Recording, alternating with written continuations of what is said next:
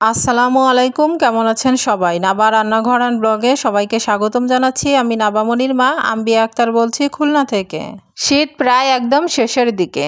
এই শীতে কিন্তু এই খাবারটা এখনও রান্না করে খাইনি। তো শীত তো চলেও যাচ্ছে আর টমেটো শেষ হয়ে যাবে, তাই মনে করলাম আজকে এই খাবারটা রান্না করে খাই।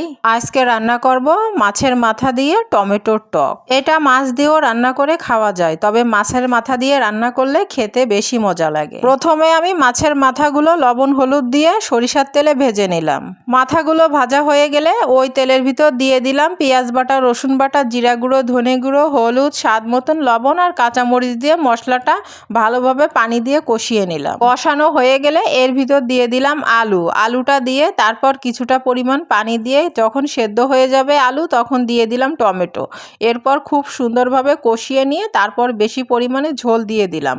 এই তরকারিটার ঝোলটা খেতে বেশি ভালো লাগে। ঝোলের জন্য আমি গরম পানি দিয়েছি, এতে তরকারিটা খেতে কিন্তু খুবই ভালো লাগে। আর এখন দিয়ে দিলাম ভেজে রাখা মাছের মাথাগুলো। কিছুটা সময় জাল করে নেওয়ার পরে অনেকটা পরিমাণ ধনিয়া পাতা কুচি দিয়ে দিলাম। তারপর নাড়িয়ে চাড়িয়ে আরও 10 মিনিট রান্না করে তারপরে কিন্তু নামিয়ে ফেলাবো। এই টমেটোর টকে একটু ঝোল বেশি পরিমাণে রাখতে হয়, আর ঝোলটাই হচ্ছে এই রান্নার মজা। দেখুন অনেকটা পরিমাণ ঝোল রেখেছি, আর তরকারির কালারটা সেই সুন্দর হয়েছে। গরম ভাতের সঙ্গে আর তো কোনো কথাই নাই, এমন একটা তরকারি থাকলে আর কিছুই লাগে না। আমি খেতে বসে গেলাম। এমন তরকারি থাকলে অনায়াসে চোখ বন্ধ করে এক প্লেট ভাত খাওয়া যায়। আজকের ভিডিওটা কেমন লাগলো জানাতে ভুলবেন না। ভালো লাগলে লাইক শেয়ার করে দিবেন। আজকের মতন বিদায় নিলাম। আল্লাহ হাফেজ।